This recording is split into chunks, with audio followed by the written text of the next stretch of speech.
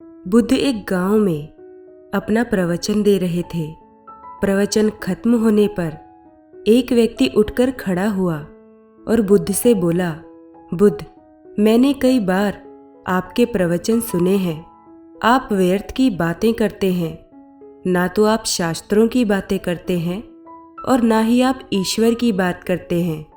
ना ही आप मंत्र उच्चारण करते हैं, ना ही यज्ञ करते हैं।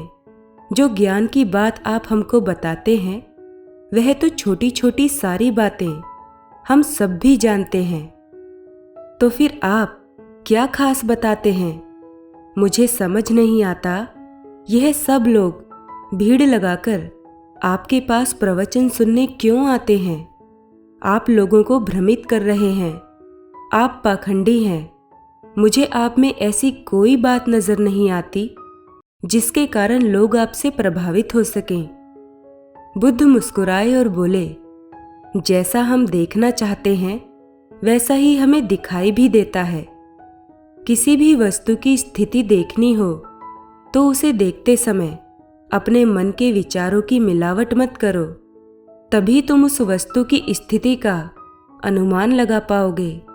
तुम क्रोध से भरे हो तो सारी दुनिया तुम्हें क्रोधी ही नजर आएगी, और यदि तुम प्रेम से भरे हो तो सारी दुनिया में तुम्हें प्रेम ही प्रेम नजर आएगा। और इसी तरह यदि तुमने किसी व्यक्ति के प्रति कोई गलत धारणा धारण कर ली है तो वह व्यक्ति कितना भी अच्छा क्यों ना हो, तुम्हें उसमें बुराई ही नजर आएगी। यदि तुम उस व्यक्ति की सही स्थिति का अनुमान करना चाहते हो तो अपनी पूर्व धारणाओं को हटाकर देखो। तुम्हारे मन में मेरे प्रति जो पूर्व धारणाएं बनी हैं उन्हें हटाकर देखो, तब तुम्हें सत्य साफ नजर आएगा। उस पर झूठ की मिलावट नहीं होगी। बुद्ध की बातें सुनकर व्यक्ति शांत हो गया और बुद्ध के चरणों में गिरकर बोला, हे बुद्ध, वास्तव में मैं आपके प्रवचन सुनने यहाँ नहीं आता। मैं तो यह देखने आता था कि आप लोगों को ऐसा कौन सा मंत्र देते हैं जिससे कि वह हर स्थिति में खुश रहते हैं। मेरे एक मित्र आपके शिष्य हैं। हम दोनों 12 वर्ष पूर्व इस नगर में आए थे। उस समय मैं बहुत गरीब था। मेरा मित्र धनवान था। तब मैंने अपने मित्र से व्यापार आरंभ करने के लिए धन उधार लिया और व्यापार आरंभ किया। मैं हमेशा से यह सोचता था कि मैं अपने मित्र से अधिक धनवान बनकर दिखाऊंगा, और मैंने मेहनत की। धीरे धीरे मैं अपने मित्र से अधिक धनवान होता गया। तब मैंने अपने मित्र से अधिक बड़ा घर बनवाया और उससे अधिक बड़ा रथ मैंने लिया। मेरा मित्र मुझसे ईर्ष्या करने लगा था और मुझे इस बात में मज़ा आने लगा था। मैं उसे दिखाने के लिए अपने बड़े रथ में उसके घर जाता और बढ़ा चढ़ाकर अपने व्यापार का गुणगान करता। मैं उसे बता देना चाहता था कि मैं उससे कहीं अधिक काबिल व्यापारी हूँ और अब वह मेरे सामने कुछ भी नहीं है। उसके चेहरे के भाव देखकर मेरे मन को बहुत शांति मिलती है। वह मेरे व्यापार को नष्ट करने के लिए तरह तरह के षड्यंत्र रचता। एक दिन उसका व्यापार नष्ट हो गया और वह कर्जदार हो गया। तब मैंने सोचा कि वह अपना कर्जा उतारने के लिए मेरे पास धन मांगने आएगा। मैं इस बात से बहुत प्रसन्न था क्योंकि मेरे मन के किसी कोने में अपने मित्र को नीचा दिखाने की जिज्ञासा प्रबल थी। वह मुझसे धन मांगने के लिए मेरे पास आया। उसने मुझसे बहुत थोड़ा धन उधार लिया। तब मैंने सोचा कि वह इतने थोड़े धन से क्या करेगा। मैं उसे और धन देना चाहता था, लेकिन उसने लेने से मना कर दिया। इसके बाद मैं 1 वर्ष व्यापार के लिए नगर से बाहर चला गया, और जब मैं वापस आया तो मैंने देखा कि मेरे मित्र ने एक छोटा सा व्यापार खड़ा किया है। उस व्यापार से जो भी कमाई होती है उसमें से बहुत थोड़ा सा वह अपने और अपने परिवार के लिए रखता है और ज्यादातर हिस्सा लोगों की मदद के लिए खर्च कर देता है।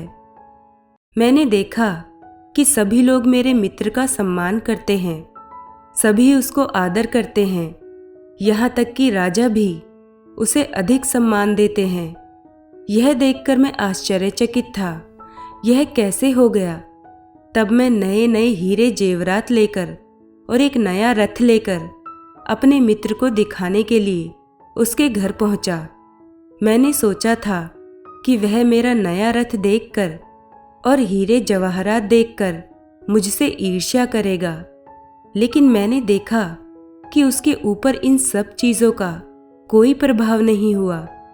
वह बिल्कुल पानी की तरह शांत था। उसका व्यापार बड़ा नहीं था, लेकिन वह पहले से अधिक आनंदित था। उसे अब मेरे रथ में या मेरे बड़े घर में या मेरे व्यापार में कोई रुचि नहीं थी। 1 वर्ष बाद जब उसने मुझे देखा तो उसने मुझे सप्रेम गले से लगा लिया। उसके प्रेम में भी एक अलग बात थी। अपने मित्र का ऐसा भाव मैंने आज तक नहीं देखा था। मेरे पूछने पर मित्र ने बताया, यह सब आपकी कृपा से मिला है बुद्ध। तब मैंने सोचा कि आपने मेरे मित्र को जरूर कोई मंत्र दिया होगा। तब मैं आपके प्रवचन सुनने यहाँ रोज आने लगा, लेकिन मैंने देखा कि आप कोई मंत्र नहीं देते हैं।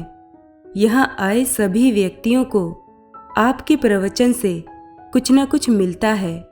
यहाँ आए सभी व्यक्ति शांत हो जाते हैं। जब मैंने देखा कि सभी व्यक्तियों को कुछ न कुछ मिल रहा है, लेकिन मुझे नहीं मिल पा रहा है, तो मेरा मन अशांत होता चला गया। इसी अशांति में क्रोधवश मैंने आपको अपशब्द कहे। इसके लिए मैं आपसे क्षमा चाहता हूँ। बुद्ध मुस्कुराए और बोले, जिसमें अपनी गलतियों को देखने की क्षमता होती है वह अपनी गलतियों को सुधार भी सकता है, और जो अपनी गलतियों को सुधार लेता है वह शांति के मार्ग पर अग्रसर हो जाता है। तुम में भी अपनी गलतियों को देखने की क्षमता है, जिसके कारण तुम भी शांति के मार्ग पर अग्रसर हो पाओगे। सभी गलत कार्य मन से उपजते हैं। अगर मन परिवर्तित हो जाए तो कोई और गलत कार्य हो ही नहीं सकता। हम सब वही बनते हैं जो हम सोचते हैं। जब आपका दिमाग साफ होगा तब खुशियां आपके साथ परछाई बनकर हमेशा साथ रहेंगी।